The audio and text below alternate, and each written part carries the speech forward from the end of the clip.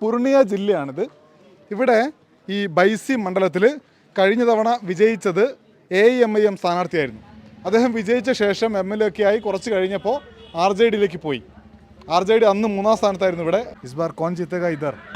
हम लोग RJD को वोट देंगे. क्यों RJD? इसलिए सरकार बदलना है. बस वो है कि सरकार बदल जाए नीतीश का. ഓക്കെ, സർക്കാർ മാറണം എന്ന ആഗ്രഹം അവർ പ്രകടിപ്പിക്കുന്നുണ്ട്. ബൈസി നിയമസഭാ മണ്ഡലത്തിലെ ടോളി പഞ്ചായത്തിലാണ് നമ്മളുള്ളത്. ഇതാ ഇവിടെ ഇന്ന് ചന്ത നടക്കാണ്.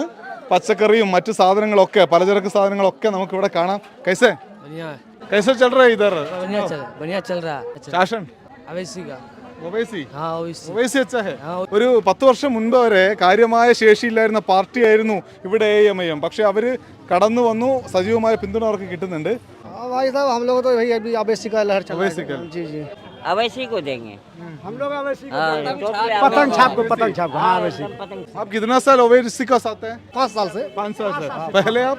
पहले नहीं था वो, पहले हम लोग कांग्रेस में थे. नहीं, कांग्रेस में थे हम लोग. ഒവൈസി തന്നെയാണ് നമ്മൾ ഈ മാർക്കറ്റിലൂടെ സംസാരിക്കുമ്പോൾ മഹാഭൂരിപക്ഷ ആളുകൾക്കും ഒവൈസി തന്നെയാണ് ആവശ്യമെന്ന് പറയുന്നുണ്ട്. കഴിഞ്ഞ 5 വർഷം മുൻപ് വരെ ഇവരിൽ പലരും കോൺഗ്രസ് ആയിരുന്നു. പക്ഷേ ഇപ്പോൾ ഒവൈസിക്ക് വലിയ പിന്തുണ പ്രഖ്യാപിച്ച് നിൽക്കുകയാണ്. കോൺസ പാർട്ടി അച്ഛാ ഹേ? अवैसी. यहाँ सिर्फ अवैसी है. और झोल यहाँ कोई किसी का नहीं चलेगा. बीजेपी को भी वोट नहीं देंगे, ना तो नीतीश कुमार को देंगे. लालू का बेटा ये है कि डिप्टी CM 2% वाला और हम 18-20% वाला, हम लोग दरी बिछाने वाला. 5 साल पहले के बात छोड़िए, दादा पर दादा तो नीतीश कुमार. 5 കൊല്ലം മുന്നത്തെ വിട്, 5 കൊല്ലത്തെ മുന്നത്തെ വിട്ടോ, ഇപ്പോഴത്തെ പറയുന്ന.